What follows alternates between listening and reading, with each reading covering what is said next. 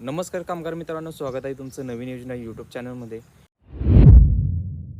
मित्रांनो, बांधकाम कामगार योजनेची नोंदणी केलेली जर नवीन कोणी बांधकाम कामगार असेल तर तुम्हाला हे सांगू इच्छितो की तुम्हाला पहिला चलन पावती करावं लागत होती आणि स्टेटस पावती हे तुम्हाला दाखवावं लागत होतं. त्यावेळेस तुम्हाला भांड्याचा किंवा जे काही पेटी संच आहे तो मिळत होता. पण आता नवीन जे कामगार अपडेट आहे, ह्या कामगार अपडेटमध्ये बांधकाम कामगार योजनेचा स्टेटस पाहण्यासाठी आपण लॉग इन करतो. तसं लॉग इन करून गेल्यानंतर पुढं खाली पेमेंटचा एक टॅब असतो.